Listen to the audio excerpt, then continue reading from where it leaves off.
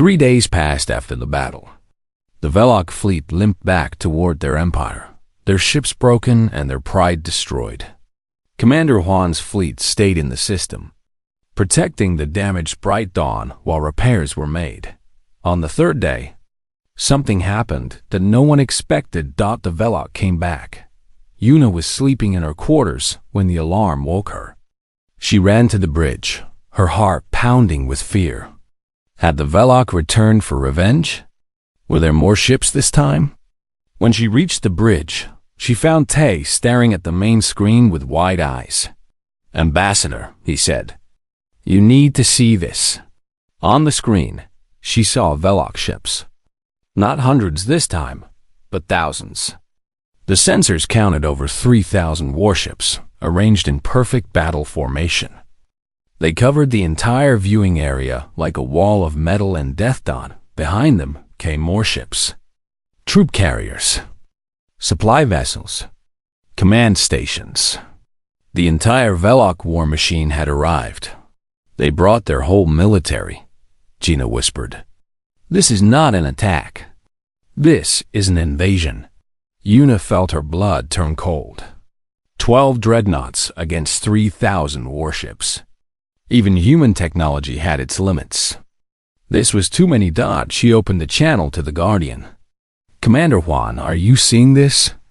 Her brother's face appeared on the screen. He did not look afraid. He looked thoughtful. "I see it," he said. "The Velok Emperor must have ordered a full assault. They are trying to prove that they are not weak." "Can you defeat them?" Yuna asked. Juan was quiet for a moment. "We can hurt them, badly, but 3,000 ships." He shook his head. "We might not survive this one, little sister." Yuna felt tears forming in her eyes. After everything they had been through, after the impossible rescue, they were going to die anyway. Then something strange happened. A new signal appeared on the sensors. It was coming from Earth, using the same emergency frequency as before. "Commander Juan," said Myra's voice. "We are receiving a message from Terran Command." "Put it through," Juan said. A new voice filled the bridge. It was calm and professional. "Commander Juan, this is Admiral Nari of Terran High Command.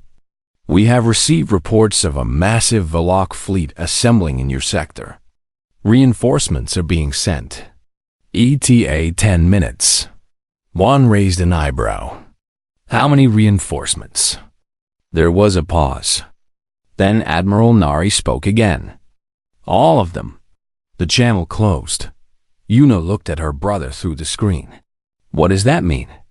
All of them?" Juan smiled. It was a real smile this time, filled with pride and something close to joy. "It means the Emperor made a mistake, little sister. He thought that by bringing his entire military, he would scare us.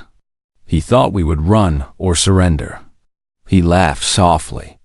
"He does not understand humans at all." 9 minutes passed. The Velok fleet moved closer, their weapons charging. Lord Grath had been placed at the front lines as punishment for his earlier failure. He watched the human ships with mixed feelings. Part of him wanted revenge. Part of him wanted to warn his people to run, but it was too late for running in exactly 10 minutes. Space began to tear open again, but this time, it was not 12 ships. The first wave brought 50 dreadnoughts. Then another 50. Then 100. They kept coming, pouring out of warp space like water through a broken dam. Dreadnoughts, cruisers, destroyers, carriers. Ships of every size and shape, all painted black, all covered in battle scars. The Velok officers watched their sensors with growing horror. The numbers kept climbing. 200. 300. 500. On his command ship, the Velok admiral stared at his screen. His voice was barely audible. "This is not possible. Where did they hide all of these ships?" The answer was simple. For 50 years, humanity had been building. Every year, new ships were constructed in secret shipyards hidden throughout human space. Every year, new weapons were developed and tested.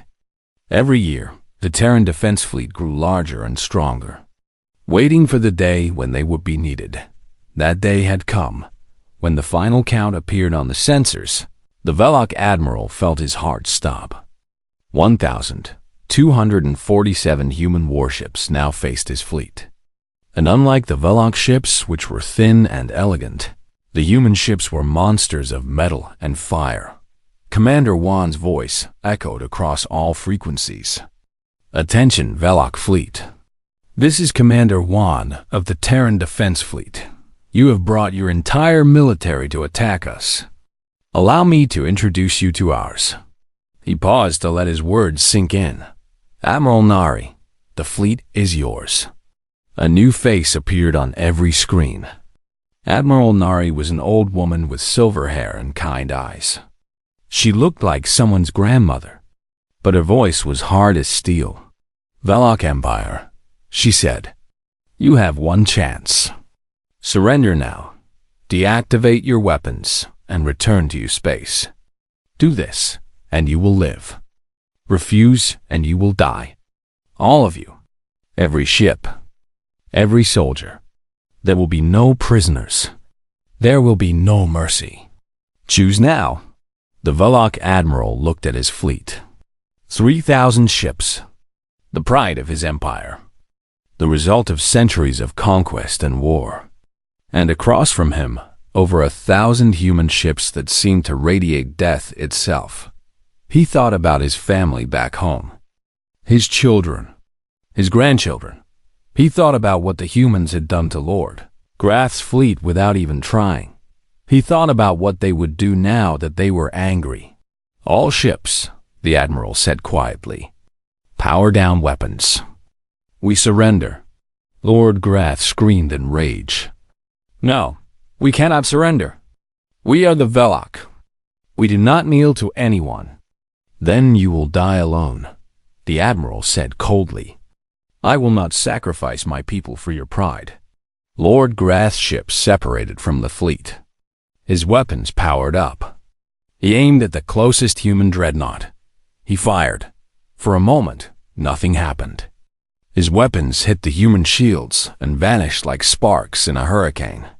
Then the human ships returned fire. Lord Grath's warship did not explode. It did not break apart. It simply disappeared. One moment it was there. The next moment it was dust. The weapons that hit it were so powerful that nothing remained. Not even ashes. The entire galaxy watched through news cameras. They saw one Velok warship face a human fleet. They saw it fire. They saw it vanish in less than a second, and they understood. This was what humans could do when they stopped pretending to be peaceful. This was the truth behind the smiles and the trade agreements and the diplomatic missions. Humanity was not a species of merchants and diplomats. Humanity was a species of apex predators. The Velok fleet surrendered completely. Ship after ship powered down and waited for the humans to decide their fate. Admiral Nari was true to her word. No one else was killed. The Velok ships were allowed to return home, but their weapons were destroyed first. The Velok Empire would never threaten anyone again. On the bright dawn, Yuna watched the Velok fleet retreat. Beside her stood Tay, Gina, and the rest of her crew. They had survived something that should have killed them all. Commander Juan joined them on the observation deck. He looked tired but satisfied. It is over, he said. The Velok will never attack humans again. Neither will anyone else once word of this spreads. Yuna nodded slowly. We showed them what we are. The whole galaxy knows now. Yes, Juan agreed. Was that wrong? Should we have stayed hidden? Yuna thought about this for a long time. She thought about the 12 crew members who died in the first attack. She thought about what would have happened if no one had come to save them. No, she finally said. We could not hide forever. Better that the galaxy learns the truth now on our terms. She looked at her brother. But what happens next? Will we go back to being peaceful? Or will we become conquerors like the Velok? Juan shook his head. We will be exactly what we have always been. We will be human. We will trade. We will explore. We will make friends. But we will also remember what we are capable of. He put his hand on her shoulder. Peace through strength, little sister. That is the human way. Outside, the stars shone bright and cold. The Velok fleet was gone. The human fleet remained, a silent reminder of what happened to those who threatened humanity's children. Somewhere in the galaxy, other species were watching the news reports. They were learning about the battle. They were seeing the power of human ships. They were realizing that the friendly traders they had known for 50 years were actually wolves in sheep's clothing. Some were afraid. Some were impressed. Some were already making plans to become better friends with humanity. Because one thing was now clear to everyone. In the galaxy, when a human calls for help, death itself answers, and the wise do not stand in death's way. The bright dawn began its journey home, surrounded by guardian ships. Yuna stood at the window for a long time, watching the stars pass by. She was an ambassador again, a diplomat, a woman of peace, but she was also human. And now the galaxy knew what that really meant. She smiled and went to rest. Tomorrow, she would return to her work of building bridges between species. But today, she would remember the fire.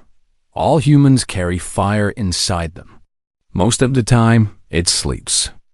But when their loved ones are in danger, when their homes are threatened, when their children cry for help, the fire wakes up and the galaxy burns. The first wave of Velok weapons hit the human shields. Thousands of energy beams, missiles, and plasma bolts slammed into the 12 dreadnoughts. The firepower was enough to destroy a small moon. It was enough to vaporize entire fleets of normal ships. The human shields flickered like candlelight in a storm, and then they stopped flickering. On the Velok command ship, an officer stared at his screen. His hands were shaking. "Lord Grath," he said, his voice barely a whisper. "Our weapons. They did nothing. Their shields absorbed everything." Lord Grath grabbed the officer by his uniform. "That is impossible. Fire again. Fire everything." "We did, my lord." Every ship fired every weapon at full power. The human ships. He swallowed hard. They are not even damaged. Lord Grath let go of the officer and turned to face the main screen. The 12 human dreadnoughts hung in space like sleeping giants. They had not fired a single shot yet. They were just waiting. On the TDS Guardian, Commander Juan watched the attack with calm eyes. His shields had held easily. The Velok weapons were like raindrops hitting a mountain. "Sir," Suho said, "all ships report shields at 98%. "No damage," Juan nodded. He had expected this. Human ships were built to survive death worlds.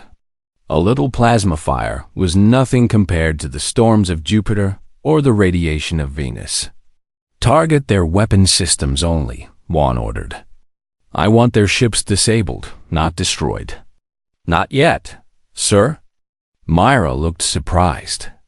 "You want to spare them?" Juan shook his head. "No, I want them to understand. Death is too quick. They need to see how helpless they really are." The 12 dreadnoughts began to move. They moved together like a pack of wolves, circling the Velok fleet. Their movements were smooth and perfect, showing years of training and preparation. Then they fired. Human weapons were different from Velok weapons. They did not glow or flash or make dramatic sounds. They were silent and invisible, using technology that the Velok had never seen before. The first Velok ship simply stopped working. Every system went dead at once. The lights went out. The engines stopped. The life support continued, but nothing else. Then another ship. And another. And another? The human fleet was not shooting to kill. They were shooting to paralyze. One by one, Velok warships went dark. Floating helplessly in space like dead fish, Lord Grath watched in horror as his mighty fleet fell apart. What are they doing? What kind of weapons are those? No one could answer him. On the bright dawn, Yuna and her crew watched through the windows. Gina had tears streaming down her face, but she was smiling. "They are alive," she whispered. "We are going to live." Tay put his arm around her shoulders. His own eyes were wet. "Look at them. Look at what we really are." Yuna said nothing. She watched her brother's ship move through the Velok fleet like a shark through water. Every movement was precise. Every shot was perfect. The Velok were warriors, but the humans were something else entirely. Within 20 minutes, 100 ships had been disabled. Their crews were alive, but helpless, trapped in metal boxes floating in the void. The remaining 50 Velok ships tried to run. They turned their engines to maximum power and headed for the edge of the system. Maybe they could escape. Maybe they could warn others. They did not get far. The human dreadnoughts were fast. Impossibly fast for their size. They caught the fleeing ships in minutes and disabled them one by one. Lord Grath's ship was the last one still functioning. He stood alone on his bridge, surrounded by dead consoles and dark screens. His entire fleet was gone. Not destroyed, but something worse. Made completely powerless. Commander Juan's face appeared on the one screen that still worked. "Lord Grath," Juan said, "your fleet has been neutralized. Not a single Velok has been killed. Do you understand why?" Lord Grath's pride was broken. His voice was weak and tired. "Why?" "Because killing is easy," Juan said. "Anyone can kill. But to defeat an enemy without killing them, to show them exactly how weak they really are, that takes skill. That takes power." He paused. "We wanted you to see. We wanted you to understand. We could have destroyed every ship in seconds. We could have killed every Velok in this system before you even knew we were here. But we chose not to. We chose to let you live." Lord Grath felt something he had never felt before. Total and complete helplessness. He was a warrior who had conquered dozens of species. He had never lost a battle. And now he had not just lost. He had been made into nothing. "What happens now?" he asked. "Now you go home," Juan said. "You tell your emperor what happened here today. You tell everyone what the humans really are. You tell them that we chose peace for 50 years, but we can choose war just as easily." His eyes were cold as death. "And you tell them this. The next time anyone attacks a human ship, we will not be so gentle. The next time, there will be no survivors." The screen went dark. On Lord Grath's ship, the system slowly came back online. One by one, the disabled Velok ships began to wake up. Their weapons were destroyed. Their shields were gone. But they could still fly home. The Velok captains looked at each other through their communication systems. No one spoke. There was nothing to say. They had learned something today that changed everything. Humans were not the peaceful traders they pretended to be. Humans were predators wearing masks. And those masks had just come off. "Commander." Juan guided his fleet to the bright dawn. A small shuttle left the Guardian and flew to the damaged diplomatic ship. Yuna waited at the docking port. When the doors opened, she saw her brother for the first time in 5 years. Juan was bigger than she remembered. Older. There were more lines on his face, more gray in his hair. But his eyes were the same. The eyes of the boy who had protected her from bullies so many years ago. "Little sister," he said. His voice was soft now. Nothing like the cold commander who had spoken to Lord Grath. "You look terrible." Yuna laughed. It turned into a sob halfway through. She stepped forward and hugged her brother tightly. "Thank you," she whispered. "Thank you for coming." Juan held her gently. "I told you. One day you would need me to save you. I know." Yuna pulled back and wiped her eyes. "You were right. I was wrong. Violence is sometimes the answer." Juan shook his head. "No, violence is never the answer. But sometimes it is the only question that matters." He looked at the stars, at the retreating Velok fleet. "Peace is not the absence of war, Yuna. Peace is the presence of strength. We tried to hide our strength, hoping the galaxy would leave us alone. But the galaxy never leaves anyone alone." Yuna understood. For 50 years, humanity had worn a mask of peace. Now that mask was off. The galaxy would never look at humans the same way again. She was not sure if that was a good thing or a bad thing, but she was alive. Her crew was alive. And her brother was here. For now, that was enough. The 4 hours passed slowly. Every minute felt like a year. On the bright dawn, the crew worked to keep the ship alive. They put out fires, fixed broken systems, and treated the wounded. 46 people remained on the ship. 12 had died in the first attack. Yuna visited each injured crew member in the medical bay. She held their hands. She told them help was coming. She promised them they would see their families again. Some of them believed her. Some did not. Outside, the Velok fleet had grown to 150 ships. They had formed a perfect sphere around the bright dawn, trapping it in the center like a fly in a spider's web. Every gun on every ship was pointed at the small diplomatic vessel. Lord Grath had grown impatient. His messages had become more angry, more violent. He screamed about how he would tear the humans apart piece by piece. He described torture methods that made the crew feel sick, but still, he did not attack. Somewhere deep in his mind, Yuna's words had planted a seed of doubt. What if she was telling the truth?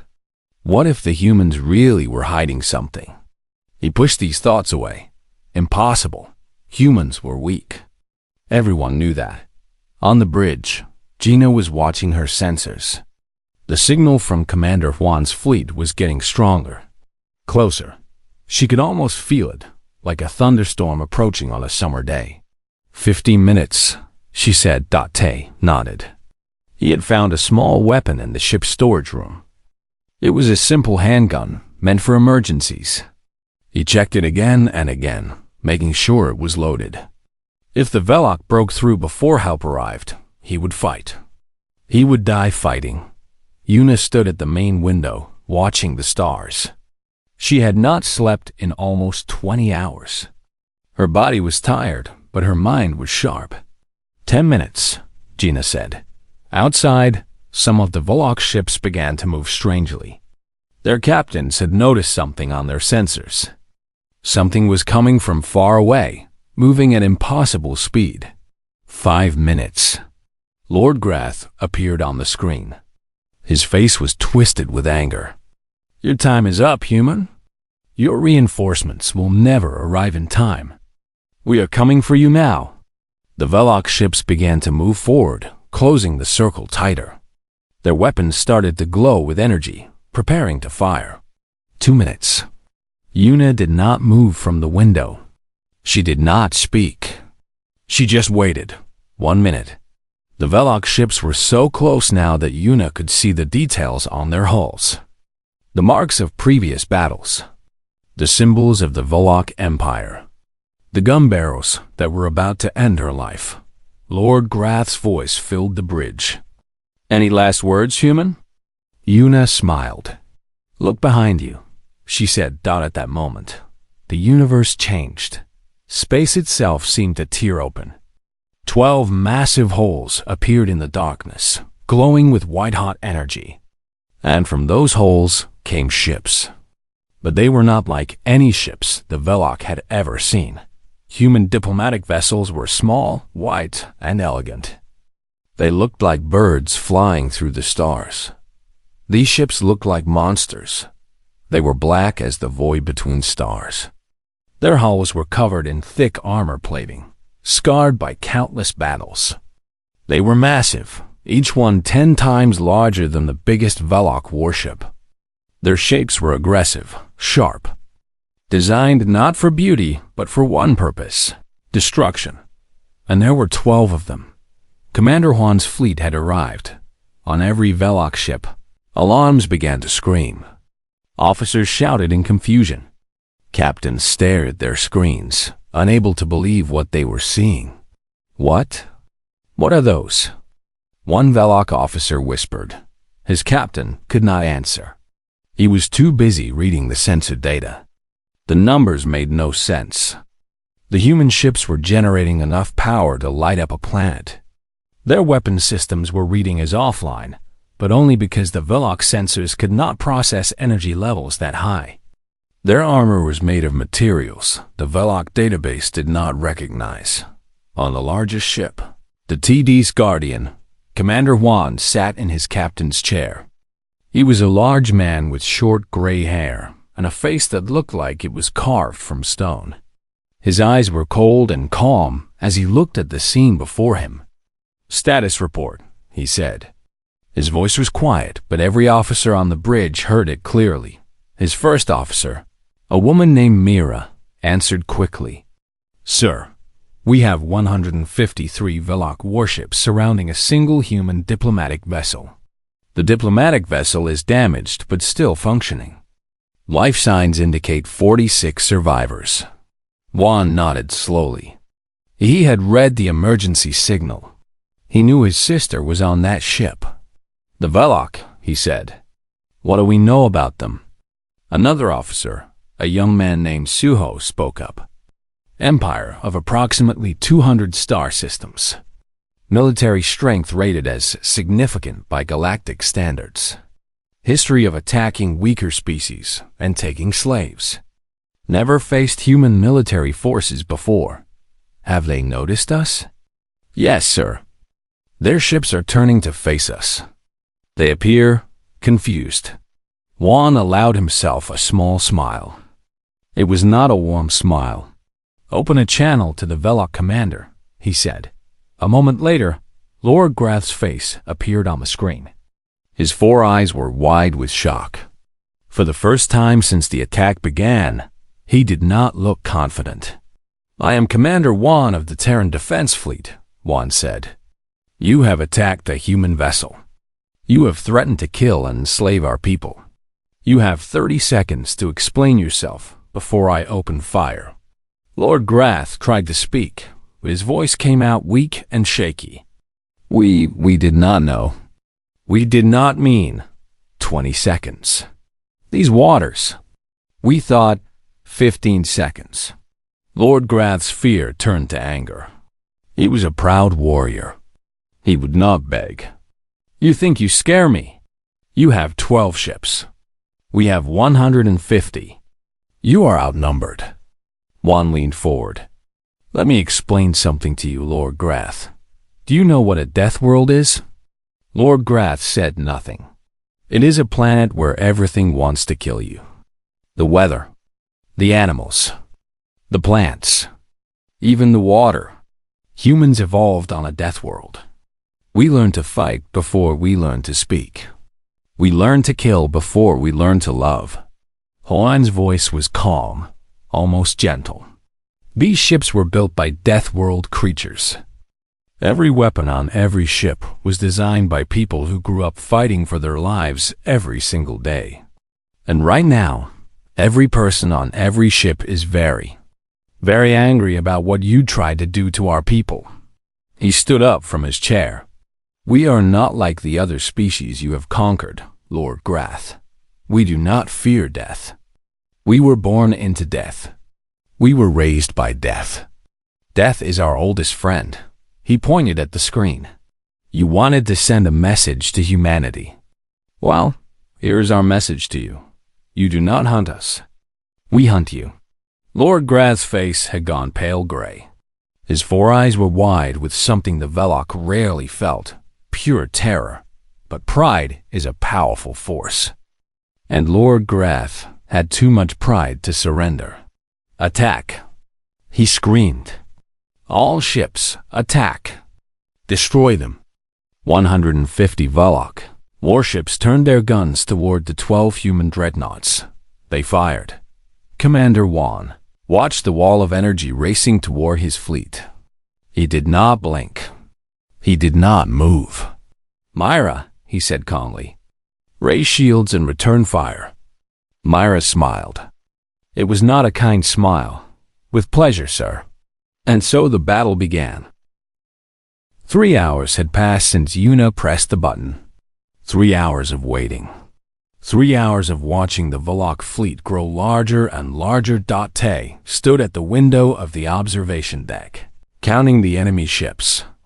At first there had been 7, then 20, then 50. Now he had stopped counting at 112. The Velok were putting on a show. They wanted everyone in the galaxy to see what was about to happen. They have sent messages to every news station, every planetary government, every space station within range. Watch, they said. Watch as we crush the humans like insects. Yuna sat in the corner of the observation deck, her arm now wrapped in a white bandage. She had not slept since the attack. Her eyes were tired but sharp. She was thinking, always thinking. They are playing with us, Tay said. They could have destroyed us hours ago. But they want to enjoy this. Yuna nodded. They want us to be afraid. They want us to beg. Will we? Tay asked. Yuna looked at him with fire in her eyes. Never. On the bridge, Gina was monitoring all communications. Every few minutes, Lord Grath would send another message, each one more insulting than the last. He called humans meat creatures. He said their bones would make good decorations for his ship. He described in detail what would happen to Yuna when she was taken to the Velok homeworld. Gina did not tell Yuna about these messages.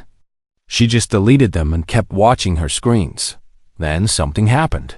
A small light blinked on her console. It was a signal from very far away, using a frequency that only human ships used. Her heart jumped in her chest. Ambassador! She called out through the ship's communication system. Please come to the bridge. Yuna and Tay rushed to the bridge. They found Gina staring at her screen with wide eyes. What is it? Yuna asked. Gina turned to face her. Her voice was barely a whisper. They are coming. She pressed a button and a message played through the speakers.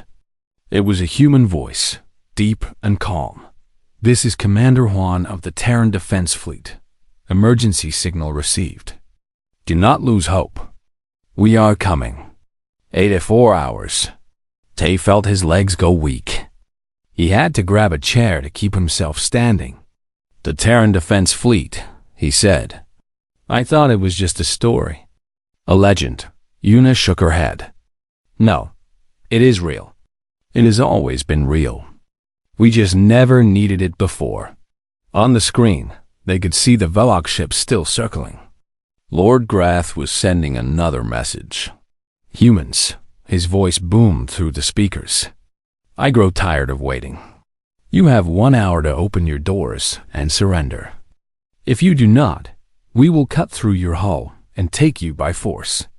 And we will not be gentle. Yuna walked to the communication console. She opened a channel to Lord Grath's ship. Lord Grath, she said. Her voice was calm, almost friendly. I have a suggestion for you. You dare speak to me? Lord Grath growled. What suggestion could a slave have for her master? Leave, Yuna said. Take your ships and leave. Do it now, while you still can. There was a long silence. Then Lord Grath burst into laughter. His laughter echoed through the bridge, ugly and loud. Leave? You want me to leave? You are surrounded by over 100 warships. You have no weapons. You are going to die or become a slave. And you tell me to leave? Yuna did not smile. Her face was serious. I am trying to save your life, Lord Grath. I am trying to save the lives of everyone in your fleet. What is coming for you? You have no idea what you have woken up." Lord Grath stopped laughing. His 4 eyes narrowed. "What is coming? Your reinforcements?" He laughed again, but this time it sounded forced. "We have seen human ships. They are slow. They are weak. They carry scientists and traders, not warriors. What could you possibly send that would scare me?" Yuna looked at the screen. Behind her, her crew was silent. They were all listening. "Let me tell you about my home," Yuna said. "Earth, you call it a normal planet. But it is not normal. Our sun burns with deadly radiation. Our atmosphere is filled with oxygen, a gas so dangerous that it can make fire. Our planet has earthquakes, hurricanes, tornadoes, tsunamis. Our oceans are full of creatures that can kill in 100 different ways. Our land has animals with teeth and claws, snakes with poison, insects that carry disease." She paused to let her words sink in. Humans did not become the rulers of Earth by being soft. We became the rulers by being harder than everything else. We survived ice ages. We survived plagues. We survived each other. For thousands of years, we fought and killed and conquered. We became very good at war. Too good. So good that we almost destroyed ourselves. Lord Grath was no longer laughing. He was listening. 50 years ago, when we joined the galactic community, we made a choice, Yuna continued. We chose to hide that part of ourselves. We chose to be peaceful. We chose to be kind. But we never forgot how to fight. We just put it away, locked it in a box, and hoped we would never need to open it again. She looked directly at the screen. Her eyes were cold as ice. You just opened that box, Lord Grath, and what is coming out of it? You are not ready for it. No one is. Lord Grath was quiet for a long moment. Then he spoke and his voice was different. There was a small crack in his confidence. You are bluffing, he said, trying to scare me with stories. Maybe I am, Yuna said. But ask yourself this. Why would a species from a death world choose to become diplomats? Why would natural predators become peaceful traders? Maybe it is because we grew tired of war. Or maybe, she leaned forward. Maybe we were waiting for someone to give us a reason to remember what we really are. She cut the transmission. The bridge was silent. Tay looked at Yuna with new eyes. He had known her for 10 years. He had seen her negotiate peace treaties, calm angry aliens, and solve impossible problems with words. But he had never seen this side of her.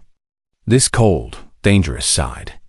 Ambassador, he said quietly. Was that true? Everything you said? Yuna did not answer for a moment. She walked to the window and looked out at the stars. I have a brother, she said. His name is Juan. We grew up together on Earth, in the mountains of Korea.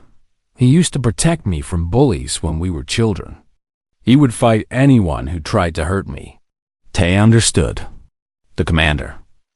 Commander Juan. He's your brother? Yuna nodded. When he heard that I became a diplomat, he laughed. He said I was too soft for this galaxy. He said one day, something would happen, and I would need him to save me. She turned to face Tay. I told him I would never need saving. I told him violence was not the answer. She looked back at the stars. I was wrong. Outside, the Velok ships continued to circle. But some of them had stopped moving. Their captains had heard Yuna's words. And for the first time, they felt something strange. They felt doubt. 3 hours, and 45 minutes remained until Commander Juan's fleet would arrive. The Velok did not know what was coming, but they were beginning to be afraid. The ship shook hard, and Yuna grabbed the wall to stop herself from falling. Red lights filled the bridge and alarms screamed from every direction. Smoke rose from broken control panels and sparks flew through the air like angry fireflies. "Report," she shouted over the noise. Tay, her first officer, pulled himself up from the floor. Blood ran down the side of his face from a cut on his head. His fingers moved fast across his damaged console. "We took 3 direct hits. Shields are gone. Engine room is on fire. We lost 12 people on Deck 5. Yuna closed her eyes for a moment. 12 people. 12 families that would never see their loved ones again. She opened her eyes and looked at the main screen. Outside, 7 Velok warships floated in the darkness of space. They were shaped like long black blades, and their hulls shone with a cold purple light. The Velok had attacked without warning. One moment, Yuna's diplomatic vessel, the Bright Dawn, was traveling through neutral space. The next moment, weapons fire tore through their shields like paper. "Ambassador," said Gina, the communications officer. Her voice was shaking, but she kept working. "The Velok commander is sending a message." "Put it through," Yuna said. The screen flickered and a face appeared. It was not a human face. The Velok had gray skin that looked like whetstone. They had 4 eyes arranged in a diamond pattern on their flat faces. The commander's mouth was a thin line that stretched across his face, and when he spoke, his voice sounded like rocks grinding together. "Human vessel," the commander said. "I am Lord Grath of the Velok Empire. Your ship now belongs to us. Your crew will become our slaves. Your ambassador will be taken to our homeworld as a prize. Do not resist. It will only make your death more painful." Yuna felt fear in her heart, but she did not let it show on her face. She had been a diplomat for 20 years. She knew how to control her emotions. "We are a peaceful diplomatic ship," she said calmly. "We carry no weapons of war. Attacking us is a violation of galactic law." Lord Grath laughed. It was an ugly sound. "Galactic law? The Velok Empire does not follow the laws of weak species. We make our own laws. And our law says that humans are soft creatures who belong in chains." The transmission ended. The screen went black. Tay moved closer to Yuna. He spoke quietly so the others could not hear. "Ambassador, we cannot fight them. Our weapons are designed for self-defense only. We have no chance against 7 warships." "I know," Yuna said. She looked around the bridge at her crew. There were 15 people here, and another 43 throughout the ship. All of them were looking at her with fear in their eyes. They were scientists, translators, and diplomats. They were not soldiers. They had never expected to face combat. "What are options?" she asked. Tay shook his head. "We can try to run, but our engines are damaged. They will catch us in minutes.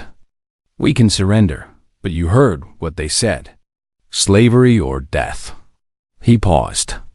There was one other option. Yuna knew what he was going to say. She had been thinking about it since the attack began. "The beacon," she said. Tay nodded. "The emergency beacon. It has never been used. Not in the 50 years since humanity joined the galactic community." Yuna walked to a small panel on the side of the bridge.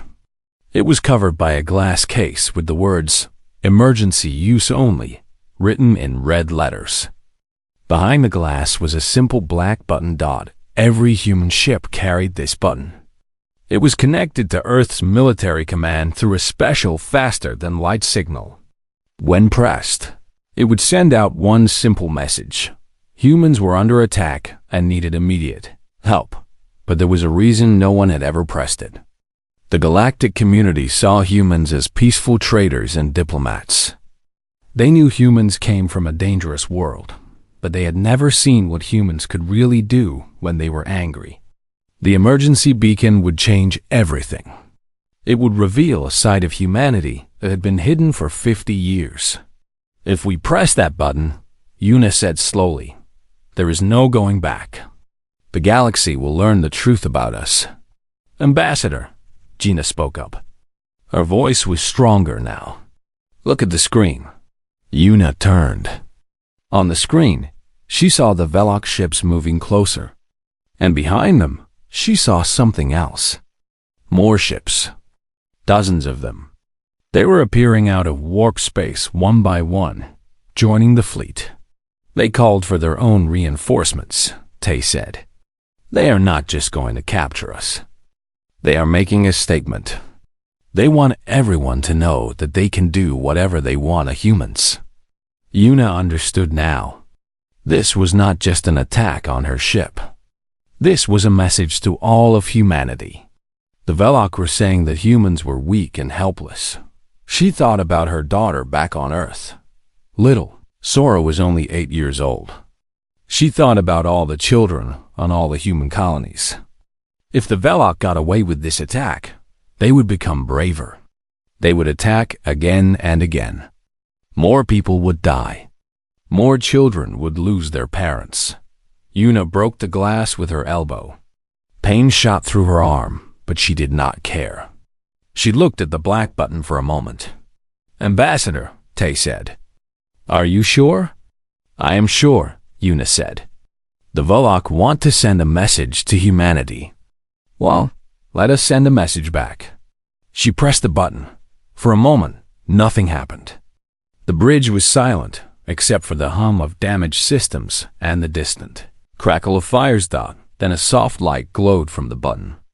A small screen appeared with 2 words, Signal Sent.